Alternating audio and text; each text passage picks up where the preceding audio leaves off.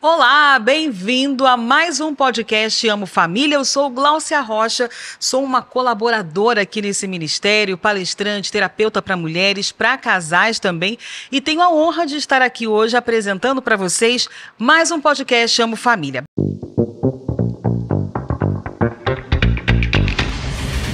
Bom, a gente tem uma convidada hoje aqui muito especial, vou apresentar e já vocês vão perceber o quanto ela é especial para nós aqui do Ministério principalmente.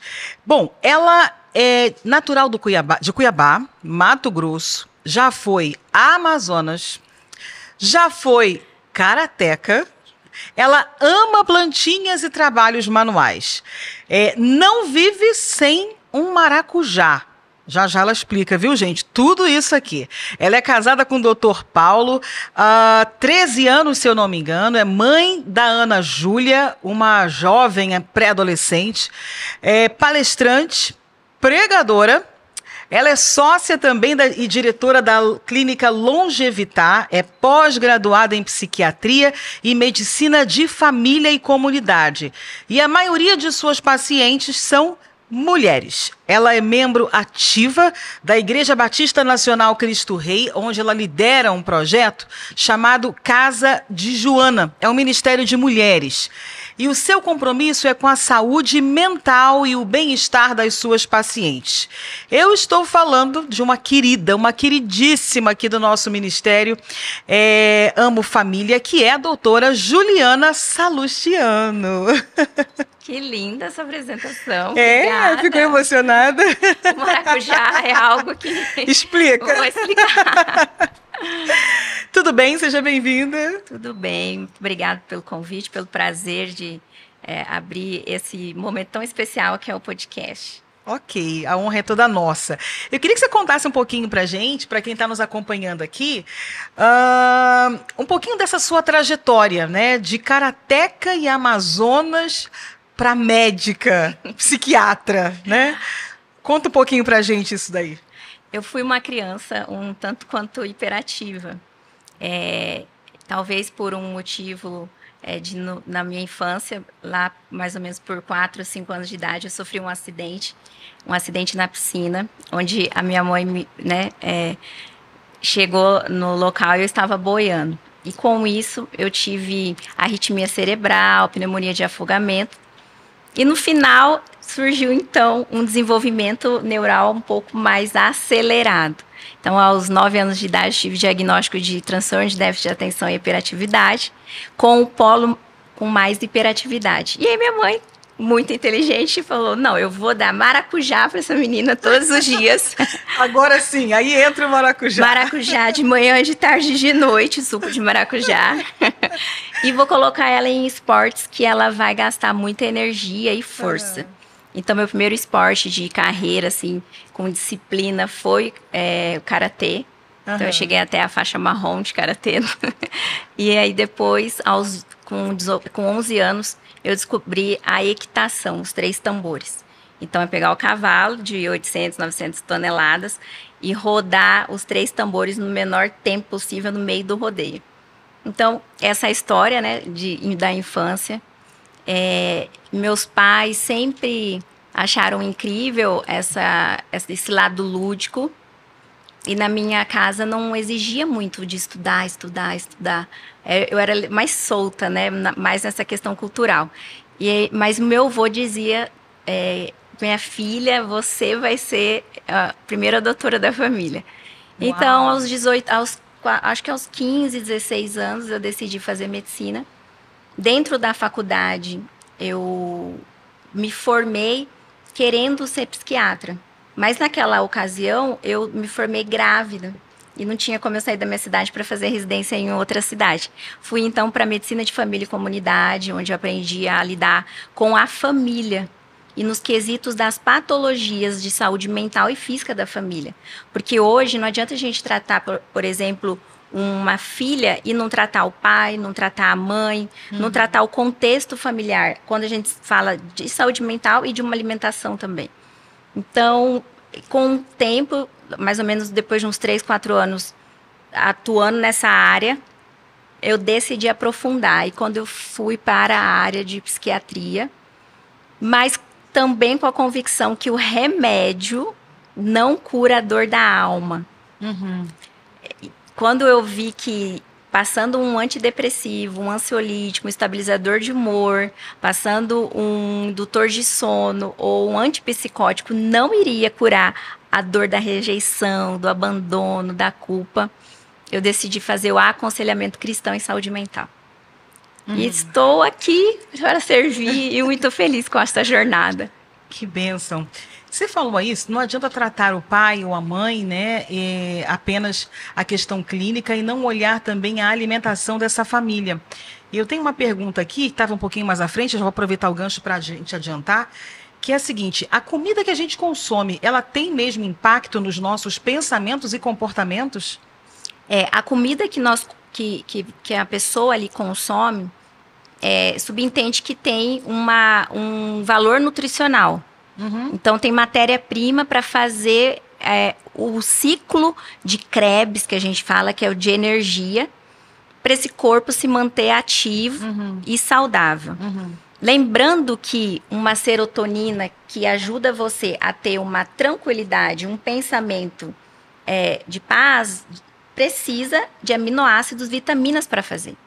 Então, se consumir alimentos industrializados, alimentos com fritura, né, alimentos que são extremamente inflamatórios, a chance e a probabilidade de não produzir serotonina, dopamina, noradrenalina ou um hormônio é elevadíssima. Então, provavelmente, quem tem uma dieta com baixo valor nutricional tem pensamentos também negativos. Uau! Tem dificuldade de cognição, porque esse corpo ele precisa de ser nutrido, né? Colocar um combustível de boa qualidade. Eu acho importante também a gente falar, eu li uma matéria sobre isso, o estrago que o doce faz, né? Na mente, no desenvolvimento cognitivo, né? De uma criança, até mesmo de um adulto, dependendo do nível de consumo. É isso mesmo? Hoje a gente entende que assim, pó branco, e em especial açúcar, sal, farinha e cocaína. Esses tipos de matéria-prima, no cérebro, ele traz um processo de intoxicação, inflamação e excitação. E com o uso crônico, um processo de glicação. É como se aquela açúcar, ela quente no nosso sangue, que é quente, no nosso cérebro, que é quente, virasse um caramelo. E a dificuldade dos neurotransmissores entrarem dentro dos receptores lá no cérebro. Então, um açúcar, ele deixa a criança, o adolescente, o jovem, extremamente excitado. Então, esse processo de excitação pelas açúcar, cocaína, o glúten que oxida muito, faz um estrago gigantesco, um processo degenerativo crônico. E hoje em dia a gente já até tem essa informação do diagnóstico de diabetes tipo 3, que está atrelado ao Alzheimer. É uma demência, é uma degeneração cognitiva precoce. Pelo uso crônico do açúcar. Das farinhas brancas. Em especial o açúcar, mas farinha branca, açúcar, sal e cocaína são substâncias que agem na mesma área, que é no hipocampo. Essa é uma informação importantíssima, né, da gente falar aqui. Eu lembro que eu tinha o hábito, porque trabalhava fora, todos os dias que eu chegava em casa, trazia sempre um docinho para as crianças. Então, era paçoca, era jujuba, era sempre alguma coisa, um bolinho com aquele recheio, né, bem adocicado. Hoje eu nem consigo mais consumir aquilo. E às vezes é um hábito, às vezes até uma forma de demonstrar um carinho, né, que se preocupou, que gosta da pessoa. E a gente não consegue dimensionar o prejuízo que isso causa. A nível de demência, né, dessa antecipação de um diagnóstico de demência, de Alzheimer, qual é a idade que a ciência hoje já começa a observar essa diminuição, essa antecipação de um quadro desse com o uso crônico, né? Contínuo desse açúcar. O diagnóstico de Alzheimer, ele é multifator, ele é um contexto, né? Você tem que ter uma clínica, você tem que ter exames. Antes, né? Antigamente a gente encontrava Alzheimer em pacientes mais idosos. Hoje não, hoje acima você... de 70. E hoje não, hoje você, com a genética, que ela tem um peso de mais ou menos uns 5% só, 5 a 9 no máximo. Nossa. Mas o estilo de vida com essa alimentação, eu já encontrei no meu consultório mulheres com 61 anos com o quê? Perda da memória, cognição reduzida, dificuldade, pensamento, lentidão. Então, essa clínica de processo degenerativo cognitivo pode estar atrelada a um Alzheimer ou um processo de demência precoce. Muito sério esse assunto, né? E a gente vai tocar aqui as perguntas. Eu dei uma estudada lá no seu perfil do Instagram e para pegar essas informações do maracujá e tal. E lá eu vi uma frase que você disse que você se considera uma médica diferente. Por que a doutora Juliana é uma médica diferente? Olha, essa frase que você disse agora é a terceira pessoa que fala essa semana. O ser diferente é entender que quem sabe só de medicina não sabe nada. Então, se eu olhar para o meu paciente e olhar só aquilo que está no livro, eu pouco sei sobre ele. A medicina hoje, uma medicina bem feita, uma medicina que vai melhorar a qualidade de vida, uma medicina que vai trazer esse processo de num caminho para cura do paciente, para melhora do paciente, você tem que ser diferente. Então, se você olhar para o paciente igual faz cara crachá e bate o carimbo, esse é um médico alopático convencional. Agora, um médico que fala sobre o poder da palavra, um médico que traz uma possibilidade de você tomar um suco de maracujá bem forte, você usar um óleo essencial, você ler a palavra de Deus e deitar tranquila, porque enquanto você dorme, ele cuida de você, eu acho que isso é diferente. É muito fora da curva, né? Dificilmente, né? Hoje, a grande maioria, pelo menos, né? Posso dizer assim, não sou de estar frequentando muito o ambiente de hospitais, mas os momentos que vou, né, que transito nesse ambiente, dificilmente você vê um médico preocupado com as emoções do paciente, né? Aquelas perguntas investigativas, né? Ele quer dar o remédio para acabar com aquele sintoma aparente, para que venha o próximo e termine logo aquele plantão, né? E ele consiga dar conta de todos. E às vezes o problema ele é mais profundo, é uma dor aparente, mas que esconde um problema grave e isso não é visto. E às vezes é uma dor psicossomática, né? Que vem de um problema na alma mesmo, né? Problemas emocionais, questões familiares, e a pessoa não tem com quem falar, né? Então esse médico ele vai medicar, é o que você falou, não vai curar a alma, né? Hoje que nós encontramos em qualquer especialidade, e essas subespecialidades, elas passam a nichar tanto o paciente que é doença, diagnóstico, cirurgia e remédio. E, por sinal, foi isso que nós aprendemos na faculdade. E aprendemos com excelência isso. Então, quando você sai para o campo e você vê que o indivíduo ele não define a doença, a cirurgia e remédio, para que então você possa executar da melhor forma a medicina, você vai precisar olhar no quesito espiritual dessa pessoa e no quesito emocional dessa pessoa. E seja lá qual for a especialidade. Porque atrás, por exemplo, de uma ruga que uma dermatologista trata, pode ter uma depressão. Atrás de um paciente que vai para a bariátrica, pode ter uma depressão sorridente, que é aquela depressão onde você precisa estar posicionado, posicionada, sorrindo, mas o vazio da alma é muito grande. Atrás de uma doença de pele, uma psoríase, por exemplo, também tem questões emocionais, né? Atrás de uma... Glaucia, as emoções, ela gera gatilhos e ela gera citocinas inflamatórias no nosso corpo, em especial no intestino e na pele, que são os dois maiores órgãos do indivíduo. Então, você quer olhar alguém que está em sofrimento mental e não consegue falar, você olha o intestino e a pele dela. E hoje, o que tem para intestino e para pele? Corticoide, anti-inflamatório, no máximo um lactobacillus.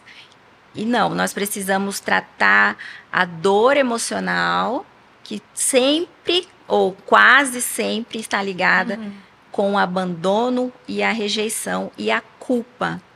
Então, doenças autoimunes, doenças de repetição, doenças que geram dores no corpo e que ninguém encontra o local, como uma fibromialgia, por exemplo, nós precisamos investigar rejeição, abandono e culpa. Isso é muito sério. Doutora Juliana, conta pra gente aqui qual é a maior queixa das mulheres que chegam no seu consultório.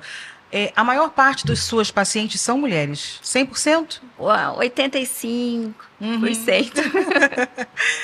Ok. E aí, qual é a maior queixa que elas trazem? Olha, hoje? E aí, assim, se você está vendo esse podcast, se você falar, não tenho essa queixa, como eu falei ontem na ministração, eu quero uma aula sua. Mas hoje, e aqui eu posso dizer 100%, Glaucia. Essas mulheres, elas estão esgotadas.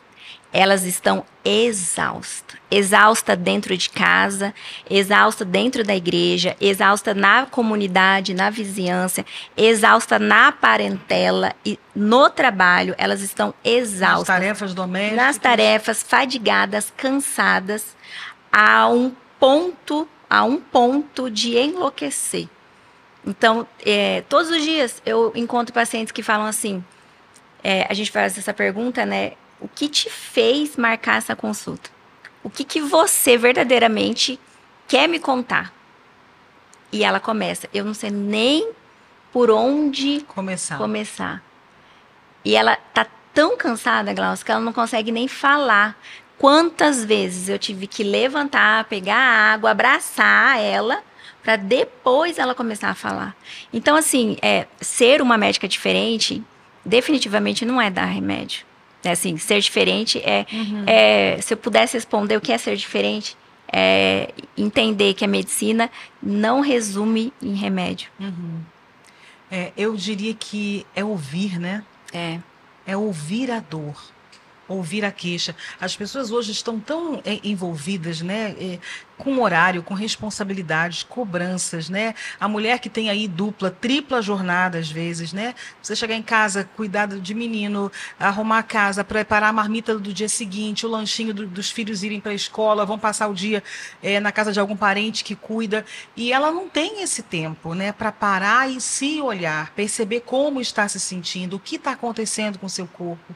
Então, quem a escute, né? A gente às vezes para numa fila, você que está aqui acompanhando a gente no podcast, certamente já vivenciou isso de parar na fila de um banco, na fila de um estabelecimento, de um mercado, e do nada a pessoa nunca lhe viu, ela puxa o assunto como se lhe conhecesse, né, há muitos anos, aí ela começa a abrir o coração e a despejar uma série de coisas, né? E você fica assim olhando às vezes, hoje eu já não me assusto mais, até porque sou terapeuta, a gente trabalha com a alma das pessoas, mas a maioria das pessoas estão assim, né, sufocadas, esgotadas, como você falou, e não tem com quem falar. Então, a primeira pessoa que encontra, ela já começa a falar, descontroladamente, e isso mostra o quanto realmente as mulheres estão sobrecarregadas, o quanto estão adoecidas na alma. Né? É importante lembrar que normalmente nós convivemos mais com o esposo, né? E teoricamente a mulher espera, né, que o esposo esteja ali pronto para ouvi-la. Mas nós precisamos pensar que também ele espera que ela esteja ali pronta para ouvir. E nesse quem ouve, quem não ouve, os dois ficam sem falar. E falar cura. Eu me lembro, em uma dessas viagens, eu estava sentada, eu estava no avião, e eu estava no corredor, isso olha que interessante, eu estava no corredor, aí tinha uma moça no meio e o esposo dela na janela. Quando começou uma leve turbulência, eu vi que ela pegou a bolsa e tirou um Rivotril da bolsa, e nisso ele pegou na mão dela e segurou a mão dela bem forte, a mão dela estava suando e tremendo. ela olhou para ele e ele fez assim, ó. Eu do lado eu falei assim, se ela falar, ela vai Melhora. passar essa turbulência, ela não vai nem precisar tomar esse remédio porque ela vai falar. Aí quando ele fez assim, ela pegou, ela estava só com o remédio na mão. Ela olhou para ele, aí ela abriu e tomou. O que isso me fala? Isso me fala que, às vezes, quando nós deixamos no oculto a nossa dor da alma, essa dor, ela passa para o corpo e altera a nossa fisiologia. Então, essa dor, ela passa para o corpo, essa mulher fica sem dormir, essa mulher, ela busca preencher isso com comida, essa mulher passa a ter queda de cabelo, essa mulher passa a ter fibromialgia, porque não falou. E é aquele ditado, né, antigo das nossas avós, quando a boca não fala, o corpo fala, né? O corpo fala até quando este corpo já não existe vida. Se você for investigar um ambiente onde tem algum corpo que teve um assassinato, o que eles vão fazer? Eles vão lá analisar o corpo. O corpo fala, acusa a fonte, acusa a origem do problema. O horário, tudo. Impressionante isso. Vamos lá, eu queria que tem mais uma pergunta aqui, a gente já está caminhando para o final. Qual é a importância do jejum para o corpo? Quando me fazem essa pergunta, eu falo, que jejum? O jejum físico, o jejum nutricional, ele não requer oração, Gláucia. Então, jejum intermitente, jejum para um tipo de emagrecimento, ele não requer oração. Agora, um jejum espiritual, ele requer oração. Então, ele necessita de oração junto com o jejum. O jejum espiritual é uma ferramenta, é uma disciplina, uma estratégia para que eu e você pudéssemos ouvir melhor a Deus e chegar nos pés dele. Fisicamente falando, melhora a vascularização cerebral e intestinal, melhora o sistema imunológico, que faz processo de autofagia, uma limpeza natural do organismo, melhora a circulação, faz um processo de desintoxicação. Então, assim, eu acredito que o jejum é um remédio de desintoxicação e nutrição que Deus deixou pra gente. E todos deveriam fazer? Todos. É algo que hoje nós sabemos que não é mandamento, mas é algo que Jesus espera de nós.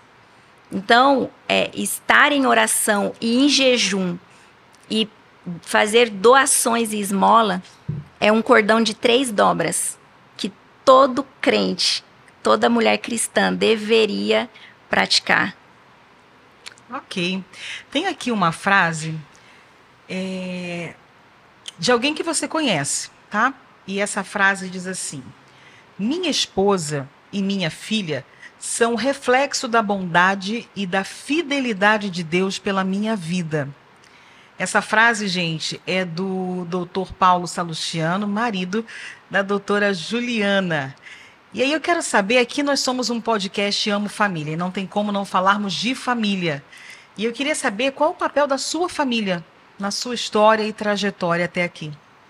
Olha, eu reconheço que Ana Júlia, minha filha, e eu, Juliana Lobato Salustiano, nós duas somos bênçãos de Abraão na vida do meu esposo.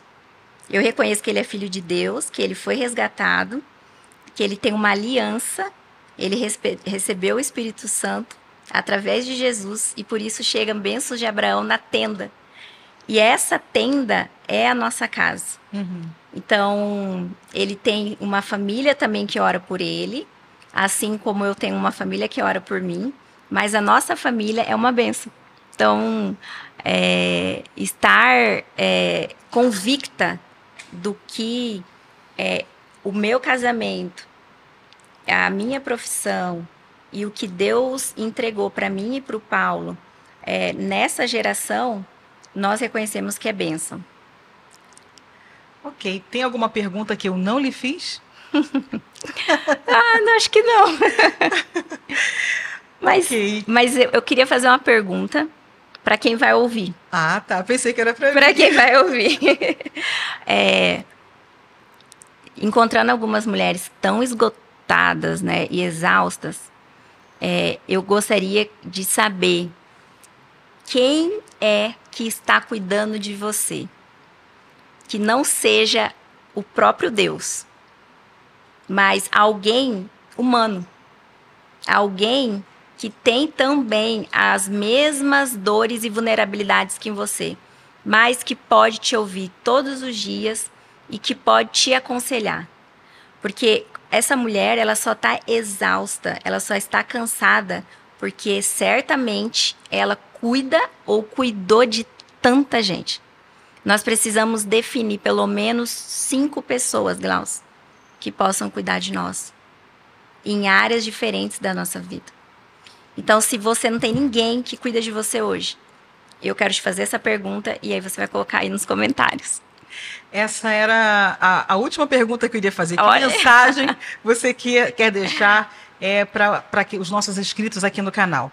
Bom, gente, esse foi o podcast Amo Família. Doutora Juliana Lobato, muitíssimo obrigado. Doutora Juliana Lobato Salustiano, muito obrigado aqui por seu tempo, sua dedicação aqui no nosso ministério, em estar conosco aqui sempre servindo. Você que nos ouve, obrigado aqui também pelo seu tempo. Continue ligado aqui no nosso canal e nos próximos episódios do podcast Amo Família.